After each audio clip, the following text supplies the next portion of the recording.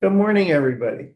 It's Thursday, February 12th, 2026. And this is the general and housing. And today we're going to start, one of the things we're doing, as I think I've mentioned in previous sessions, is we're taking evidence on the state of the housing budget with respect to various different housing agencies. In part because it's not that we control their budgets, appropriations controls the budget. But appropriations relies on the committees of the policy committees. And so we're going to be sending a letter next week to House Appropriations in terms of our view of the housing budget and the budget of agencies that relate to housing. So in that regard, we today are going to hear from two witnesses, Chris Donnelly from Champlain Housing Trust and Chad Simmons. So, and then we're going to return to landlord tenant for much of the afternoon with council going over the various bills in front of us. And finally, we're going to end up taking testimony on the AFL-CIO Housing Investment Trust. The AFL-CIO has a trust fund that they use to invest in housing. And we're just going to learn a little more about that, what it does, and under what circumstances the money from the trust is available. So that's our day-to-day. And we'll start now with Chris Donnelly, who's Director of Community Relations at CHT, Champlain Housing Trust. Chris, welcome back. Thank you. Good morning. For the record, Chris Donnelly with Champlain Housing Trust. I appreciate the time this morning to chat with you.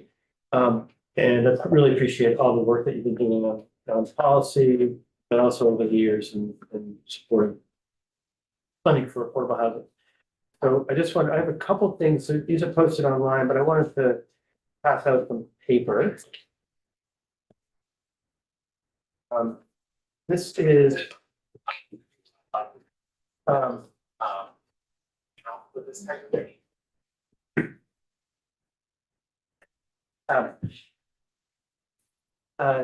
this was shared with you, a version of this was shared with you, I believe, in the first or second meeting of the session. These are the priorities from the housing nonprofits that develop and manage housing. We're part of the Housing Homelessness Alliance of Vermont. You'll hear from Chad in a little bit. And they kind of overlap on some of their priorities. So I just wanted to point you to the last one, this bottom E. This is what you've done already. So thank you. You've supported the Vermont the public housing authorities in the state for the budget adjustment. I think that's working its way through the Senate. You are aware that the Senate took it out. They took it out. I did not know that. Okay. They said it should be up to the E-board. Okay. I did not know that. And so, thank you. And so it's really, it's going to be up to the conference committee. I think, I think it was a reaction to the fact that the HUD indicated that they would advance more funds than was feared. What I think is people are confusing underlying purpose of the 5 million. And so I think it's important that our conferees fully understand that. Well, maybe that's something that you could include in your budget letter as a PS. Yeah, I think that's too late. That's too late. Yeah. Budget letters for due Friday. Okay. And I think the conference committee convenes this coming week, early in the week. Thanks. I wasn't aware of that. Thanks for letting me know. And but thank this body for advancing that. I know you're on D, moving up the list. You're working on landlord tenant, community safety, C, addressing costs. You have some components of another bill that you're addressing, but I really wanted to focus this morning on the top two. So in the governor's budget, you have a full statutory share for the Vermont Housing Conservation Board. It's fantastic. Thank him for that. as well as base funding for the Vermont Housing Improvement Program, VHIP, at 4 million, and we support that too. So we support what the governor has put in the budget. B is really what I want to focus on today.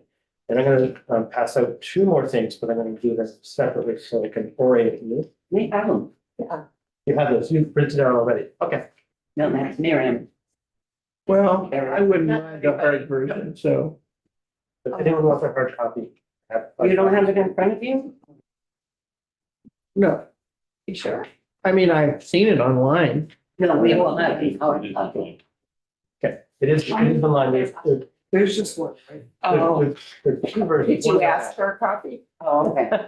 I didn't. So I just want to orient you to this first chart that's labeled housing production and preservation fiscal year 2026. Chris, did you produce this? I produced this. Okay. This was shared with you by Michael Monty in the first week of the session. Yeah. Well, what this demonstrates is the investments that you have made when there was a significant amount of ARPA money, as well as general revenue surplus. The investments that you made in housing were funded projects or developments that created this number of units per year. This is the year that the developments were funded, not the year that they came online, the year that they were funded. And so you see from fiscal year 20 through fiscal year 26, the extra investments that you've made have really allowed us to respond to the housing needs of folks. And we've been building a lot of housing. We have the capacity to do that. But what you'll see is starting in fiscal year 27 and the out years, what we're projecting without additional resources is quite a substantial drop off. This assumes base, This assumes base. VHCB, and I'm not assuming base for VHIP because you haven't done that yet. And this just includes the state tax credits, just the state sources that are year in, year out. And so what you'll see is that in the next few years, instead of producing 800,000 units per year through the housing profit network, we'll be doing 150 to 200. And as a network with the capacity to really help the state meet its overall housing targets, we're talking about 30,000 homes over 5 years, the capacity to actually contribute to those goals, we will not be able to without additional resources. And that's just flat out fact. So that's why asking you to support additional one-time or ongoing resources in the state budget is really critical to us to contribute to these goals. This funding also allows us to address homelessness and reduce hotel spending. It allows us to move people off the streets, out of the motel rooms, and into permanent housing. We will just be hamstrung for that time. So I just wanted to lay that out. This is the reality that we are looking at. I have a second chart here. Chris, is there I think Gus Seelig testified yesterday as to the amount they were asking, as I remember, 12 million one time. I think they were asking for 12 million one I time. believe they asked, they put in a budget recommendation or their budget document to the administration, 12 million in one time in addition. Of which 3 million was, Maybe set aside for certain purpose. yeah, okay, but I think 6 of the 12 was just generally more housing and the rest was. So what I have in the second chart is the similar, Saudi needs a link. Thank you. similar construct. But this is and this is what the community housing groups have requested is $45 million investment, 5 to VHIP. And then if this is just doing some modeling, the second one is if we appropriated 30 million to VHCB and 10 million to the Vermont Housing Finance Agencies, middle income homeownership development program. So those are just numbers I put into a model just to give you a sense of what could be produced if we wanted to produce a variety of different types of housing. And you'll see that we get up to more like 500 or 600, 500 to 600 with that kind of investment. That certainly is not going to address all the needs that we have, but we know that we need to have more of a sustained approach to housing development than we currently have. So when you communicate with your friends in the appropriations committee, I hope you'll encourage them to look for additional resources put towards housing production. So this is just modeling that I've done based on a variety of factors. Question, is that? Go ahead, Debbie. Well, I see that you have this thing about tenants should be protected about no cause evictions. So are you saying that you're supporting show cause evictions? Yes. Yeah, my CEO was here last week. Right. In Supported. support of the bill as it's tracked. You should know there's examples of how the show cause doesn't work. I can give examples. if you want. Well, no, we can, yeah, we operate under a just cause eviction in our shop, and our problem is that we can't move people out fast enough. It's really about the court system. Well, that's why you want no cause evictions. We also feel strongly that tenants have rights to. And landlords do too. Mhm. You Yeah, guys do. no, too. I know, we're sitting right in the middle of that's true. I mean, Chris, what is, farm worker housing? So the Champlain Housing Program is funded through VHCD, and the Champlain Housing Trust operates it. And so we provide loans to farmers to improve their on-farm housing that is substandard, often just dangerous conditions for the workers that are there. And so we provide a loan, that's forgivable over time. So once you do assist with that, is there oversight to make sure? Okay, thanks. Yeah, it has to be used as worker housing. It has to, stay up to code. You know, we help the farmer bring the housing up to code. And I think there's annual. Good. Yeah. Thank you. There was a report done several years ago that said that we need about 600. We need investment into, I think it's 600 homes. And I think when I do the math, when I look at the end of these at fiscal year 30, we'll reach 600. I Thank think you. that's the whole universe, but that's what the story is.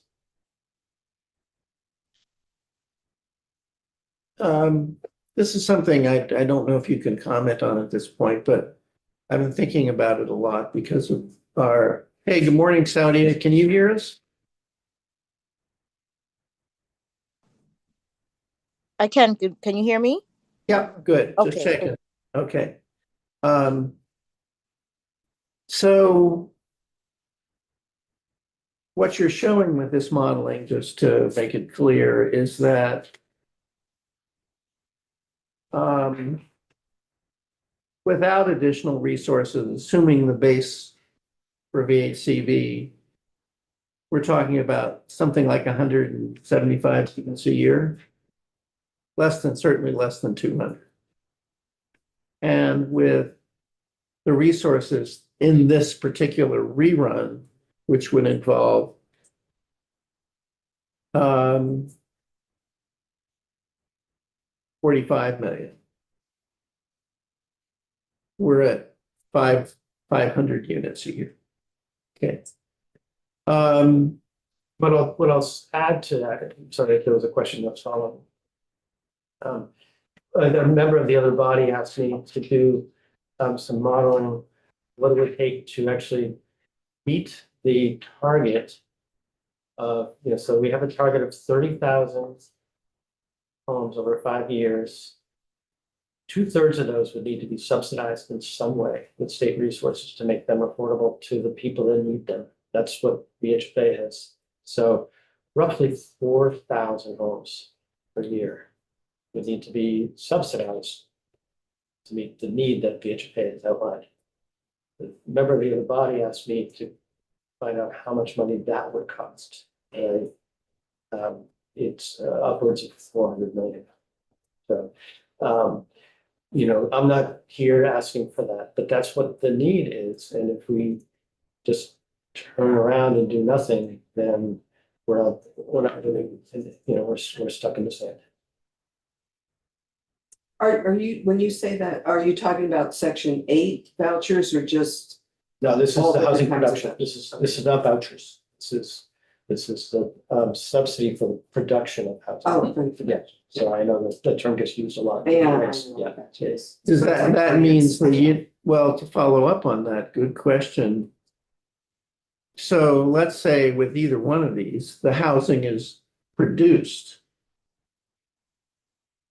Then you have the problem of subsidizing the rent. Yep. That's separate, That's a separate problem.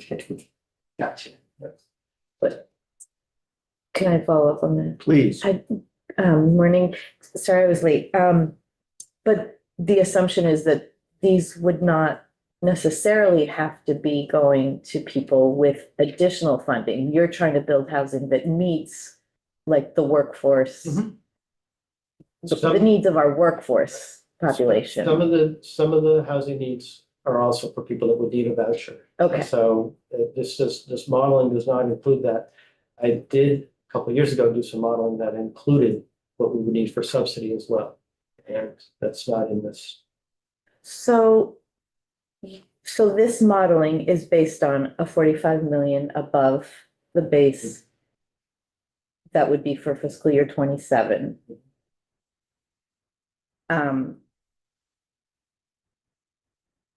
Over 10 years, if we gave 45 million, we would maybe finally get to the 400 million Right. required for our Right. eventual goals. I'm just sort of thinking, that's like the big round numbers are like, sometimes it's harder to really drill down, but I feel like you've given us a really good picture. And I think that the more housing available, the fewer, like connecting to the vouchers, we will lose fewer vouchers. We'll fall less into that downward spiral if there are more homes available for Right. people to use them. We Which means that wouldn't we will have that we will problem. be able to leverage more federal dollars. So, yeah. Is this, I just for clarity's sake, this takes us through 30, which is 1, 2, 3, 4 more fiscal years. Is the 30 million plus 5 plus 10 for all 4? Yes, this is each year. Oh, each 45 year, each year. 45 per year, that's what I thought, Okay. yeah. Oh, I didn't understand that. I thought the Otherwise, we would 45 drop was right back equal. down. Yeah. Okay. So in other words, Mm. and also I'm assuming that you are assuming with knowledge of some sort that there are projects that could absorb this money. That is that VIA is constrained now and that there are units with landlords who are willing to renovate that would consume an extra 5 million and that VHFA could use the money as well. Correct. I think, and I'm pretty sure you've heard this from Gus Seeley, that every time there is money available, it means that the pipeline grows. Yes. We have access to many more developments than we have funding. Is one of the things that we've heard is that we heard from mobile manufactured home providers that the banks and also from the sellers of manufactured homes, the down payment assistance program is very useful to them. Now you administer I that, do, right? yeah. What is the funding situation for that? So that that is funded through the Vermont State Affordable Housing Tax Credit. And it's 250,000 set aside each year in that credit for manufactured homes. For this program, they could do more if they wanted to. They approve more. And that's a 5-year credit, so it generates, about 1.2 million of resources each year. When we sell the credits, maybe a little, that's because of the value of the credits. But we were oversubscribed for that.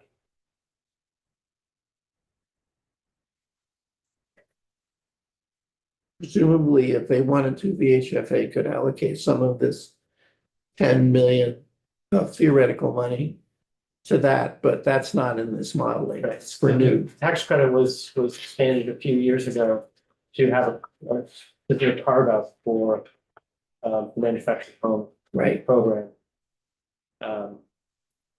They could do more than the 250, that's the carve out, they could do more of that, but they've been using that for stick built homeownership. Better way. One thing that you might think about that I've been thinking about, but probably can't comment on today. We're in a situation where we don't have enough money. So it's really one of the ways of thinking about all the different ways we spend money on housing is which ones have the most leverage. So for example, VHFA spends an average of $80,000 on a unit. That's a $500,000 unit because there are other sources, including an infinite supply of 4% tax credits. So that's leverage. The VHIP, I've asked myself, what's the leverage for VHIP? It seems to me it's about 2 to 1. In other words, landlords who want to, potential landlords, owners who want to rehabilitate their units, testimony has been sort of end up putting in maybe half the money. So that's a 2 to 1 leverage. The treasurer in their 10%, maybe soon to be 12.5%, we'll see, for Vermont, they have a lot of leverage because they're just putting in soft loans and then the rest of it, it's all paid back. So one of the things I'm trying to figure out is if we had to quantify the leverage capability of each of these sources, what would it look like? Because theoretically, in a rational world, we would simply put our money where the most leverage was. What I will say to that is in the first scenario where there's just base funding going ahead, we're leaving money on the table. Lots of money on Lots of it. money. Because we cannot access those. We're leaving the federal tax credits on the table. Are we leaving, what's the situation with the 9% tax credits? I know they're constrained. How constrained? Do we use all of them? We use all of them. We would use all of them in the first model. Yes. Yeah. I think if there was not full base funding for VHCB, then we may not be able to use it. We would probably figure out some way to do it, but because those are very valuable. Those are $2 for every dollar we put in. Any further questions of Chris? Yes, Mary. I don't know if you can answer this, but do we know how much we're spending on hotel, motel? I forget what the number is.